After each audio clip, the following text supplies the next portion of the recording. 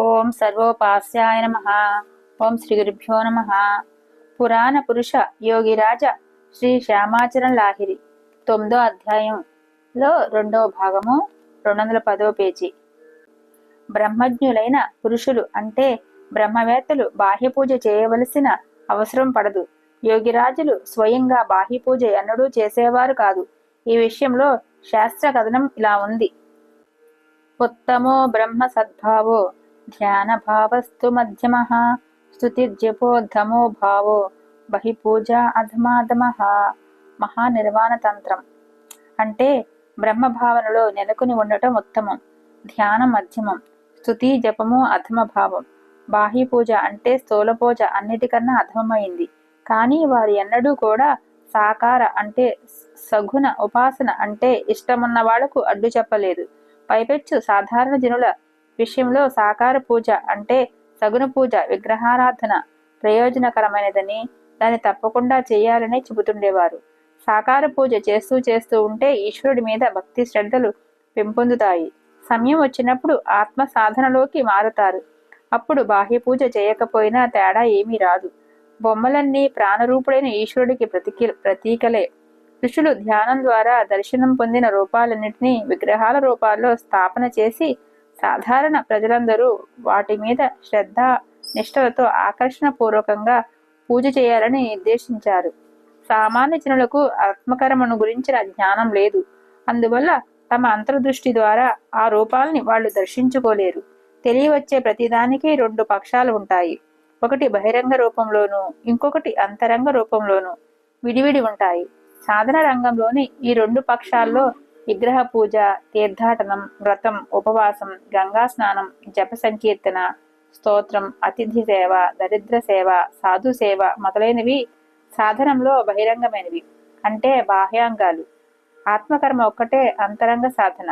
ఉద్యోగ రంగంలో పైకి రావటానికి ఒక క్రమం లేదా లక్ష్యం ఎలా ఉంటుందో అలాగే జీవుడు ఉన్నతికి కూడా ఒక క్రమం ఉంటుంది.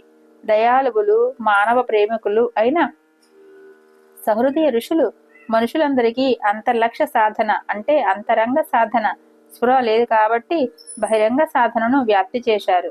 మనుషులందరూ ఈశ్వర ప్రాప్తి పొందాలని కోరరు. ఈశ్వరుడు ఐశ్వర్యం పొందటంతోనే వాళ్ళు సంబరపడిపోతారు. ఐశ్వర్యాన్నే ఈశ్వరుడు అనుకుంటారు. ఈ విధమైన జనుల సంఖ్య ఎక్కువ.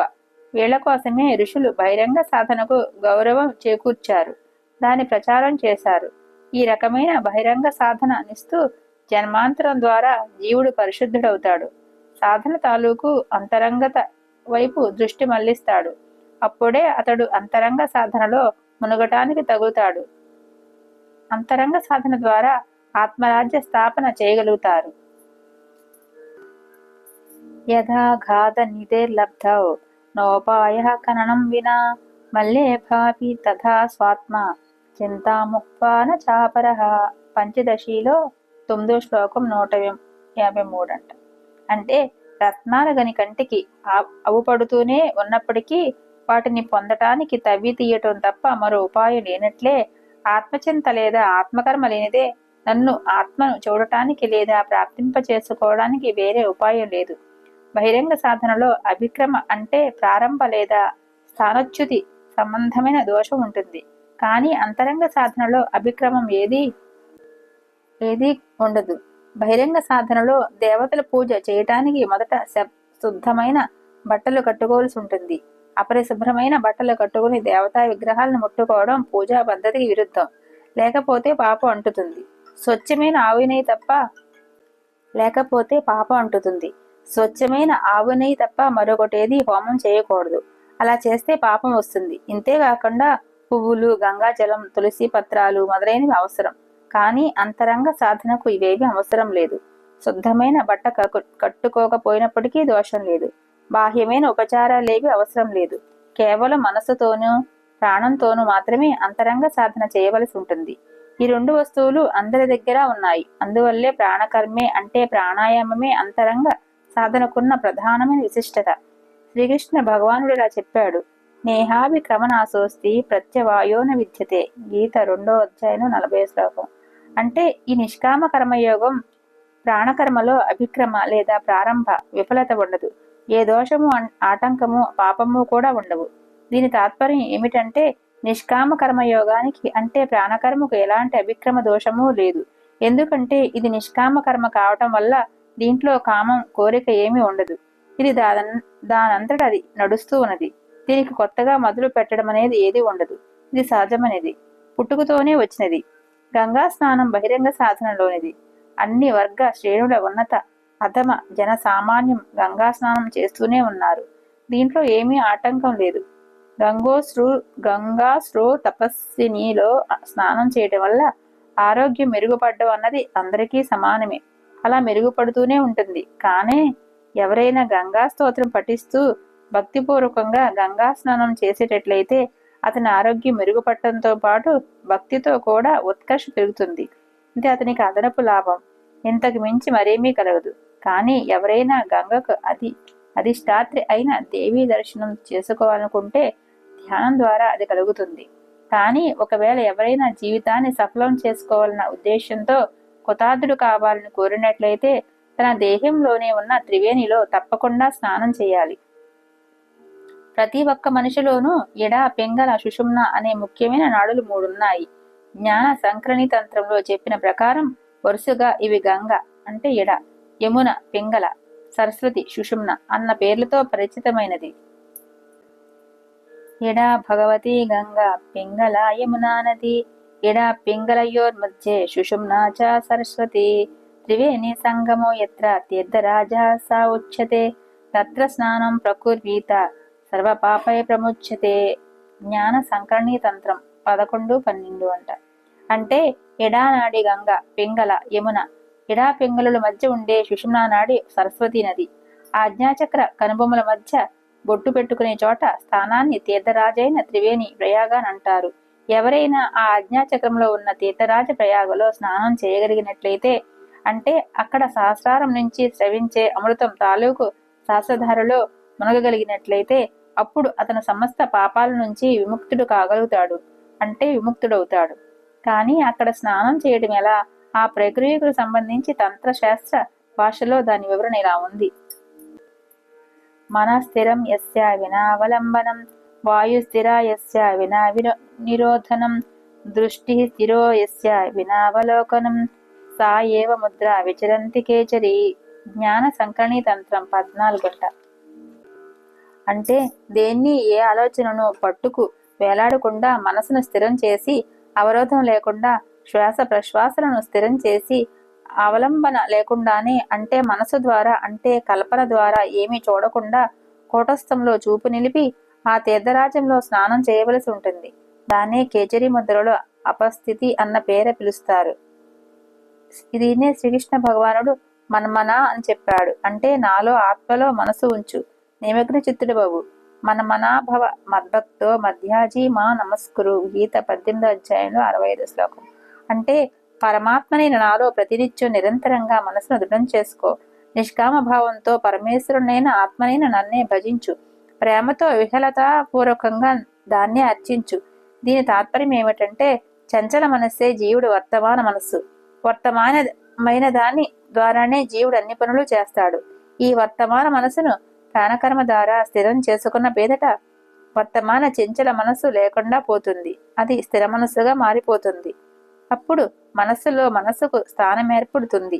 ఈ విధంగా మనస్సులో మనస్సుకు అవస్థానం ఏర్పరిచినప్పుడే నువ్వు నాకు ఆత్మకు నిజమైన భక్తుడు అనిపించుకుంటావు. అంతేకాకుండా నన్నే పూజిస్తూ యజ్ఞశీలుడి రూపంలో అంటే నా యజ్ఞమే ఆత్మకర్మ లేదా ఆత్మయజ్ఞం చేసే ఉపాసకుడి రూపంలో నాకే ఆత్మకే నమస్కారం చేస్తావు. అంటే నీకు నువ్వే స్వయం నమస్కారం చేసుకుంటావు. అంటే నిన్ను నువ్వే తెలుసుకుంటావు. ఇందువల్లే ప్రహ్లాదుడికి భగవంతుడి దర్శనం అయినప్పుడు ఆయన తన ఆరాధ్య దైవంతో నమస్తుభ్యం నమో మహ్యం తుభ్యం మహ్యం నమో నమః విష్ణు పురాణం అని చెప్పి ప్రణామం చేస్తాడు. బాహ్యమైన గంగలో శరీరాన్ని ముంచి స్నానం చేస్తుంటారు. కానీ అంతరంగంలో దేహాన్ని ముంచడానికి వీలు కాదు. అక్కడ మనస్సును ప్రాణాన్ని మాత్రమే ముంచడానికి వీలవుతుంది. ఈ విధంగా మన ప్రాణాన్ని కూటస్థ రూపిణి అయిన త్రివేణిలో ముంచి స్నానం చేయగలిగితే జీవితం ధన్యమవుతుంది. ప్రాపంచక మాయా మోహం లేదా భవరోగం దూరం అయిపోతుంది. జన్మ మృత్యు ప్రవాహం ముగిసిపోతుంది. ఆ అజ్ఞాచక్రంలో ఉన్న ప్రయాగ తీర్థరాజ్యంలో మన ప్రాణాల్ని ముంచి స్నానం చేయడం ఎలా? యోగిరాజులు క్రియాయోగ సాధన సందర్భంలో దానికి ఉపాయం చర్చించారు. అదే అంతరంగ సాధన. అది అందరూ చేయవలసింది. ఏమో వైవస్వతో దేవో ఎస్తు వైవ హృది స్థిత తేన చేద వివాదస్తే మా గంగామా కురున గమ. మనురహస్యంలో 892 అంట. అంటే లోపలి సాధన ద్వారా ఎవరి హృదయంలో స్థైర్యం అంటే స్థిరత్వ స్థితి ఏర్పడుతుందో అతనికి గంగలో గాని కురుక్షేత్రంలో గాని స్నానం చేయవలసిన అవసరం లేదు. యోగిరాజుల ద్వారా వెల్లడైన సాధనా మార్గాన్ని శాస్త్ర పరిభాషలో ఆత్మవిద్యని, ఆధ్యాత్మిక విద్యని, బ్రహ్మ విద్యని అంటుంటారు. కానీ వారు మాత్రం దానికి క్రియాయోగం అని, టూకీగా క్రియ అని పేరు పెట్టారు. ఈ క్రియాయోగం తర్క సమ్మతము, విజ్ఞాన శాస్త్ర సమ్మతము కూడా. యోగిరాజులు దీన్ని గణిత విద్య మాదిరిగా భ్రమలకు తావులేని విజ్ఞాన శాస్త్ర సమ్మతమైన విద్య అని తెలిపారు. వారు చెప్పవచ్చినది ఏమిటంటే భక్తి లేదే ఈశ్వర సాధన జరగదు. ఇది నిజం. కానీ ఈశ్వర సాధనకు మూలమైన అలాంటి భక్తి ఎంతమందికి ఉంది? అసలు అలాంటి భక్తి కలగనే కలగదు. అందువల్ల భక్తి లేనివాడు భక్తి సాధన ఎలా చేస్తాడు? అతని మనస్సులో సాధన చేయాలన్న కోరికే పుట్టదు. అలాంటి వాడు భక్తి ఏర్పరచుకోవాలి. రుచిగా లేకపోవడం వల్ల అన్నం సహించకపోయినప్పటికీ అన్నం తిన్న మీదట ఆకలి తీరినట్టుగానే మీకు నచ్చినా నచ్చకపోయినా క్రియ చేయటం వల్ల ఆత్మదర్శనం అంటే ఆత్మ సాక్షాత్కారం తప్పకుండా కలుగుతుంది. వాస్తవమైన భక్తి దానంతటది ఏర్పడుతుంది. మొదట్లో అలవాటు లేకపోవడం వల్ల అది వస్తుతః రాదన్నది నిజం. సరిగా రాదన్నది నిజమే. కానీ క్రియను నియమితంగా అభ్యాసం చేసినట్లయితే నిశ్చయంగానే బాగా అనిపిస్తుంది. వారు గీతలో చెప్పిన కర్మయోగానికి సమానాంతరమైన క్రియకే అంటే కర్మకే క్రియాయోగం అన్న పేరు పెట్టారు. కర్మ లేనిదే ఏదీ ప్రాప్తించదు. ఇందువల్ల గీతలో కర్మయోగానికి ఇంత ప్రాధాన్యం ఇవ్వటం జరిగింది. పతంజలి యోగ దర్శనంతో సహా ఇతర శాస్త్రాల్లో కూడా క్రియాయోగం అన్న పేరు దొరుకుతుంది.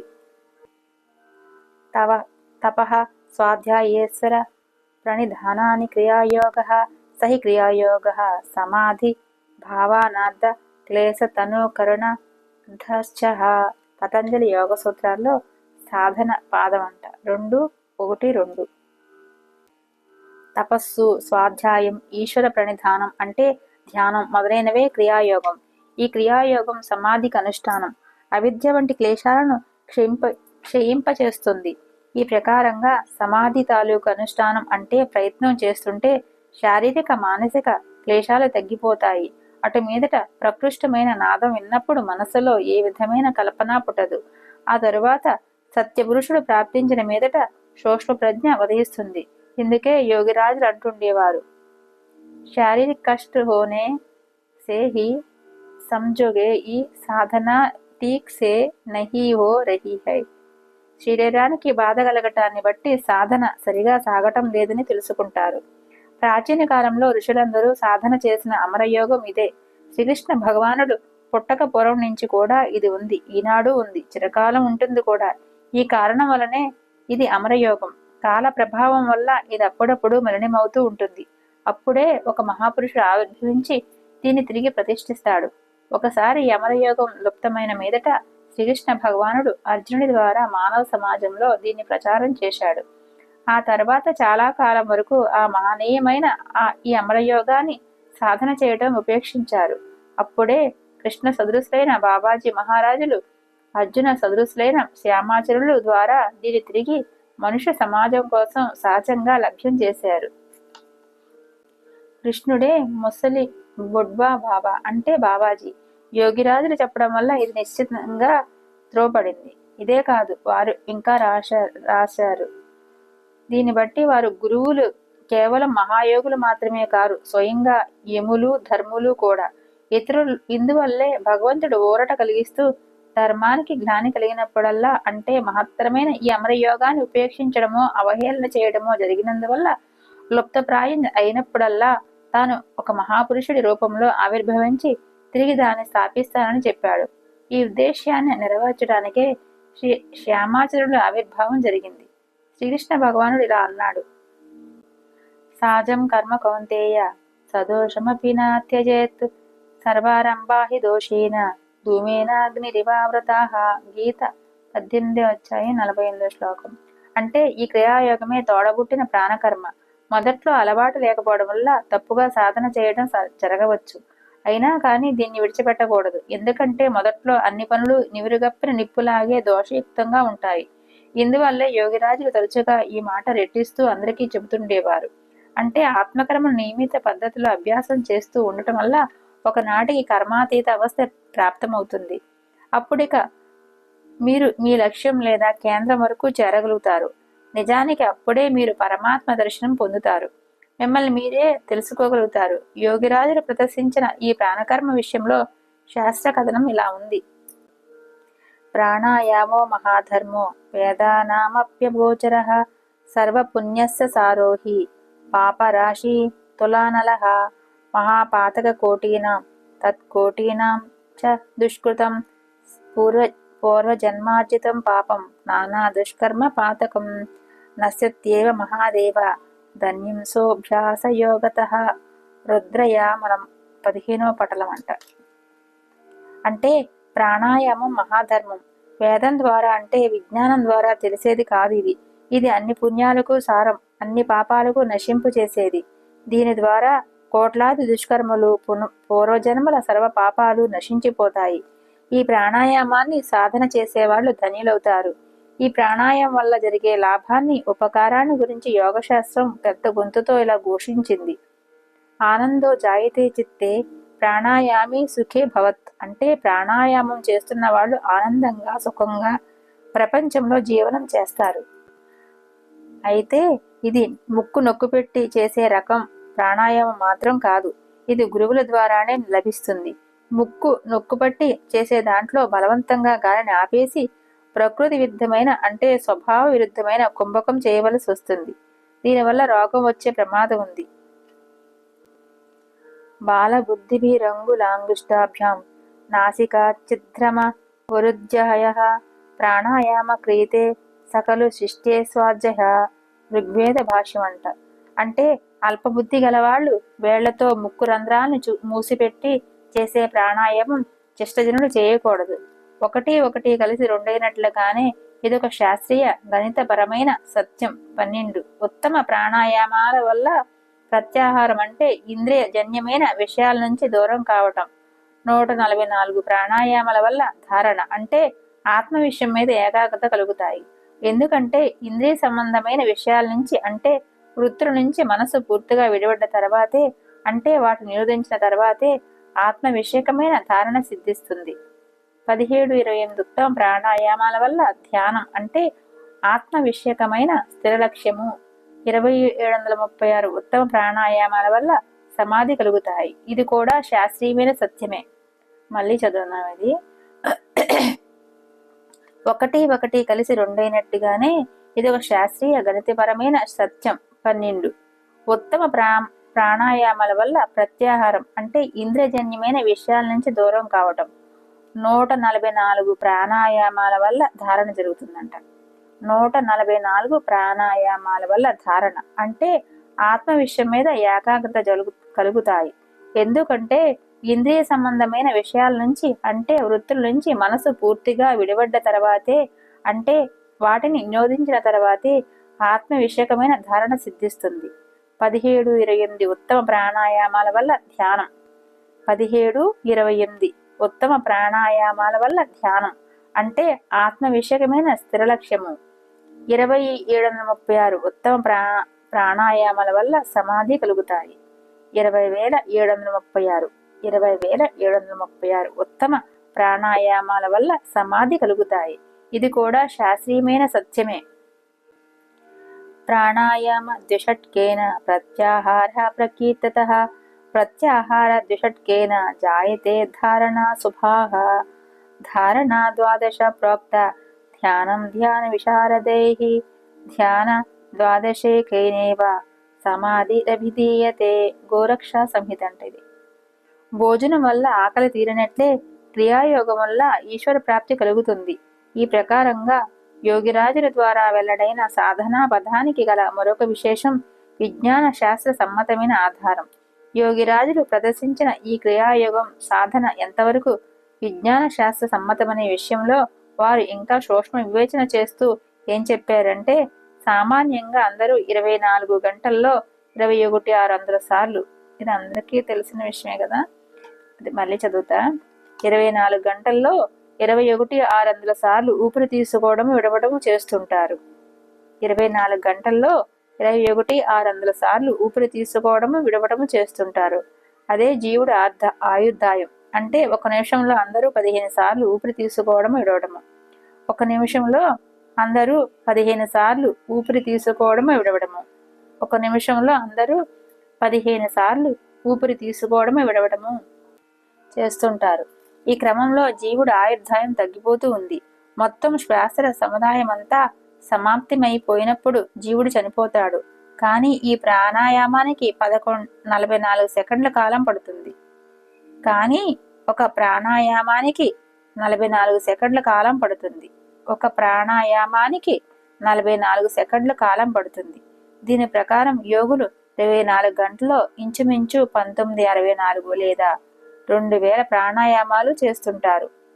24 గంటల్లో ఇంచుమించు 1964 లేదా 2000 ప్రాణాయామాలు చేస్తుంటారు. దీని తాత్పర్యం ఏమిటంటే, యోగులు 24 గంటల్లో 2000 సార్లు ఊపిరి తీసుకోవడము విడవడము చేస్తూ ఉంటారు. దీని తాత్పర్యం ఏమిటంటే, యోగులు 24 గంటల్లో 2000 సార్లు ఊపిరి తీసుకోవడము విడవడము చేస్తుంటారు. కానీ మామూలు మనిషి 21,600 సార్లు ఊపిరి తీసుకుంటూ విడుస్తూ ఉంటారు. కానీ మామూలు మనిషి 21,600 సార్లు ఊపిరి తీసుకుంటూ విడుస్తూ ఉంటాడు. ప్రాణాయామం చేస్తూ యోగి నిశ్చలావస్థను పొందినప్పుడు ఏ విధమైన శ్వాస ప్రశ్వాసల గమనము ఉండదు. ఇందువల్లే యోగిరాజులు అంటుండేవారు, 6 చక్రాల మీద మనసు నిలవకుండా క్రియ దానంతట అది జరిగినప్పుడు అంతా చెప్పగలుగుతావు. అంటే అలాంటి వ్యక్తులు ఏది చెప్తే అది సత్యమవుతుంది. ఎందుకంటే ఆ సమయంలో వాళ్ళు తమ అవస్థలో నిలిచి ఉంటారు. దీనికి సంబంధించి వారు ఇంకా ఇలా చెప్పారు, 21,000 శ్వాసలు ఆపండి, 100 రోజులు ఆపితే కోరిన కోరిక నెరవేరుతుంది. 21,000 శ్వాసలు ఆపండి, 100 రోజులు ఆపితే కోరిన కోరిక నెరవేరుతుంది. అప్పుడిక ఎన్నాళ్ళు కావాలనుకుంటే అన్నాళ్ళు బతకవచ్చు. అంటే ఈ విధంగా కుంభకం ఏర్పడడం వల్ల యోగి ఇచ్చామరణం కోరుకున్నప్పుడు కోరిన ప్రకారం మరణం పొందే స్థితి కలుగుతుంది. పూరక రేచకాలు విడివడితే కేవల కుంభకం అంటారు. అంటే ప్రాణకర్మ చేస్తుంటే ఊపిరి లోపలకు రావడము బయటకు పోవడము జరగనప్పుడు నిశ్చలుడైనప్పుడు కేవల కుంభక రూపంలో ఆనందావస్థ కలుగుతుంది. శ్రీకృష్ణ భగవానుడు ఇలా అన్నాడు. మరలా చదువుదాం. పూరక రేచకాలు విడివడితే కేవల కుంభకం అంటారు. అంటే ప్రాణకర్మ చేస్తుంటే ఊపిరి లోపలికి రావటము బయటకు పోవటము జరగనప్పుడు నిశ్చలుడైనప్పుడు కేవల కుంభక రూపంలో ఆనందావస్థ కలుగుతుంది. రేచక పూరకాలు ఆగిపోతే అలా అవుతుంది. కేవల కుంభక రూపంలో ఆనందావస్థ కలుగుతుంది. శ్రీకృష్ణ భగవానుడు ఇలా అన్నాడు, నాస్తి బుద్ధి యుక్తస్య నచాయుక్తస్య భావనాః. గీత 2వ అధ్యాయంలో 66వ శ్లోకం. అంటే అయుక్తుడిని వ్యక్తి అంటే సాధన లేని వ్యక్తి తాలూకు అంతఃకరణలో శ్రేష్టమైన బుద్ధి ఉండదు. అయుక్తత వల్ల ఆత్మచింతనలో వాస్తవమైన ధ్యానం కూడా కలగదు. ఎందుకంటే జీవుడికుండే బుద్ధి అయుక్త బుద్ధి అంటే చంచల బుద్ధి, అది మిథ్య. అందువల్ల ఈ చంచలావస్థలో పుట్టిన బుద్ధి కూడా మిథ్యే. శ్వాస ప్రశ్వాసలే జీవుడు ఆయుర్దాయం అయినప్పుడు యోగులు ప్రాణకర్మ ద్వారా అంటే ప్రాణాయామం ద్వారా దాని వ్యయాన్ని తగ్గించి తమ ఇష్టానుసారంగా పరమాయుర్దాయాన్ని పెంచుకోవడానికి సమర్థులవుతారు. ఎవరు ఎంత మట్టుకు ఎక్కువ ప్రాణాయామం చేస్తారో అంత మట్టుకే దీర్ఘకాలం జీవిస్తారు, అందంగానూ ఆరోగ్యంగానూ ఉంటారు. ఇందువల్ల సమాధి అవస్థే అంటే క్రియకు పరావస్థే మృత్యుకు ప్రతీక లేదా మృత్యువనిపించుకుంటుంది. ఎందుకంటే ఆ సమయంలో ఊపిరి ఆడదు, ఊపిరి లేకపోవడమే చావు. క్రియాయోగ రూపమైన ఈ శ్వాస క్రియ అతి ప్రాచీనమైన శాస్త్రం. వేదాల్లో, ఉపనిషత్తుల్లో, గీతలో, తంత్ర యోగాది శాస్త్రాల్లోనూ దీని రహస్యాన్ని ఉపయోగాన్ని ఎక్కువగా వర్ణించడము వివేచించడము చేశారు. యజ్ఞంలోనూ నిత్య పూజలోనూ అన్ని రకాల మతకర్మల్లోనూ క్రియాయోగానికి ప్రతీక అనిపిస్తుంది. ఈ కాలంలో ప్రతీకల చాటున దేవతలు ఏ విధంగా మరుగున పడి ఉన్నారో అలాగే యజ్ఞాల్లోనూ బాహ్య పూజల్లోనూ ప్రాణయజ్ఞం మరుగున పడి ఉంది. పురాణ ఇతిహాసాల దృష్టిలో శ్రీకృష్ణ భగవానుడు ఈ యోగాన్ని అర్జునుడికి ఉపదేశించాడు. సమస్త విశ్వంలోని మహాత్ములు ఈ యోగ మార్గం అంటే సాధన ద్వారా జీవితాన్ని సార్థకము సఫలము చేసుకోవడమే కాకుండా పరమాత్మ బోధను పొందగలిగారు.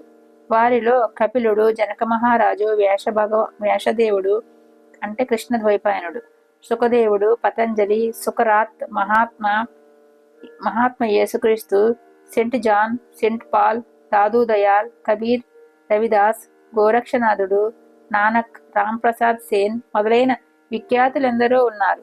శ్రీకృష్ణ భగవానుడు గీతలో దీని గురించి చర్చిస్తూ తన పూర్వావతారాల్లో ఒక అవతారంలో అక్షయమైన ఈ మహాయోగ ప్రణాళికను సూర్యుడికి ఉపదేశించాడు. సూర్యుడు మనువుకు, మనువు ఇక్ష్వాకుడికి ఉపదేశించాడు. ఈ ప్రకారంగా రాజర్షులు పరంపరంగా వచ్చిన సూత్రాల ద్వారా దీన్ని పరిచయం పొందారు. అంటే స్థిర ప్రాణరూపుడైన కృష్ణుడు ఈ అక్షయ యోగాన్ని సూర్యుడికిచ్చాడు. ప్రాణమే సూర్యుడు. ఆదిత్యోహ వై ప్రాణ. ఈ ప్రాణ ప్రవాహం ఎడా పెంగళ నాడుల్లో సాగుతున్నది, అంటే గతిశీలంగా ఉంది. ఆ పెంగళా నాడినే సూర్యనాడి అని, ఇడానాడిని చంద్రనాడి అని అంటుంటారు. ఇందువల్లే పెంగళా నాడిలో ఉండే వాయురూప ప్రాణమే సూర్యుడు. ఆయన సూర్యుడికి ఉపదేశించాడు. అంటే అవ్యక్త వ్యవస్థా రూపంలో ఉన్న స్థిర ప్రాణమైన జీవన కృష్ణుడు చంచలగతి రూపంలో సూర్యనాడిలోకి ప్రవేశించి చంచలావస్థ రూపంలో అభివ్యక్తుడయ్యాడు, అంటే వెల్లడయ్యాడు. ఇది మరలా చదువుదాం. ఈ ప్రాణ ప్రవాహం ఎడా పెంగళా నాడుల్లో సాగుతున్నది, అంటే గతిశీలంగా ఉంది. ఆ పెంగళా నాడినే సూర్యనాడి అని, పెంగళా నాడినే అంటే కుడివైపు నాడినే సూర్యనాడి అని, పెంగళా నాడిని సూర్యనాడి అని, ఎడానాడిని అంటే ఎడం పక్కన దాన్ని ఎడానాడిని చంద్రనాడి అని అంటుంటారు. ఇందువల్లే పెంగళా నాడిలో అంటే వాయురూప ప్రాణమే సూర్యుడు. అంటే కుడి పక్కన పెంగళా నాడిలో ఉండే వాయురూప ప్రాణమే సూర్యుడు. ఆయన సూర్యుడికి ఉపదేశించాడు. అంటే అవ్యక్త అవస్థారూపంలో ఉన్న స్థిర ప్రాణమైన జీవన కృష్ణుడు చెంచలగతి రూపంలో సూర్యనాడులోకి ప్రవేశించి చెంచలావస్థ రూపంలో అభివ్యక్తమవుతాడు. అది మళ్ళీ చదువునా. అంటే ఆయన సూర్యుడికి ఉపదేశించాడు అంటే ఏంటంటే అవ్యక్త అవస్థారూపంలో ఉన్న స్థిర ప్రాణమైన జీవన కృష్ణుడు చెంచలగతి రూపంలో సూర్యనాడులోకి ప్రవేశించి చెంచలావస్థ రూపంలో అభివ్యక్తమయ్యాడు, అంటే వెల్లడయ్యాడు. అంటే స్థిర ప్రాణరూపమైన జీవన కృష్ణుడి ద్వారా చెంచల ప్రాణరూపం సూర్యనాడులో వ్యక్త రూపావస్థ పొందటమే యోగం. అంటే స్థిర ప్రాణరూపుడైన జీవన కృష్ణుడి ద్వారా చెంచల ప్రాణరూపం సూర్యనాడులో వ్యక్త రూపావస్థ పొందడమే యోగం. ఈ యోగాన్ని సూర్యుడు మనువుకు నేర్పాడు. ఇక్కడ మనువంటే మనస్సు. ప్రాణం చంచలమైన మీదటే మనస్సుని ఉపాధి, అంటే పేరు పొందినప్పుడు ఆ మనసులో యోగం తాలూకు వ్యక్తభావం అంటే స్వరూపం స్థిరపడుతుంది. వాయువు స్థిరావస్థే యోగయుక్తమైన అవస్థ. ఈ స్థిరావస్థ నుంచి చంచలమై పెంగళారూప సూర్యుడి మీద మనస్సు మీద యోగం అభివ్యక్తమైంది. అంటే స్థిర ప్రాణరూపమైన ఆత్మ చంచలమయ్యి పెంగళారూపమైన సూర్యుడిలో వ్యక్తమైంది. తిరిగి సూర్యుడి వల్ల మనస్సులో అంటే మనువులో. మళ్ళీ చదువుతాం, ఇది బాగా అర్థమవుతుంది. ఆ యోగాన్ని సూర్యుడు మనువుకు నేర్పాడు. ఇక్కడ మనువు అంటే మనస్సు, మనలోనే అన్నీ ఉన్నాయన్నట్టు. ప్రాణం చంచలమైన మీదట మనస్సు అనే ఉపాధి. ప్రాణం చంచలమైతేనే మనస్సు బహిర్గమవుతుంది. కాబట్టి ప్రాణం చంచలమైన మీదట మనస్సు అనే ఉపాధి, అంటే పేరు పొందినప్పుడు ఆ మనసులో యోగం తాలూకు వ్యక్తభావం, ఆ మనసు యోగం తాలూకు వ్యక్తమవుతుంది. వ్యక్తభావం అంటే స్వరూపం స్థిరపడుతుంది, ఒక స్వరూపంగా స్థిరపడుతుంది. వాయువు స్థిరావస్థే యోగయుక్తమైన అవస్థ.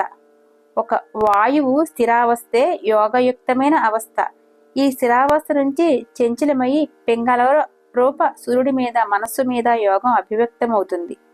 ఈ స్థిరావస్థ నుంచి చంచలమయ్యి పెంగళ రూప సూర్యుడి మీద మనసు మీద యోగం అభివ్యక్తమవుతుంది.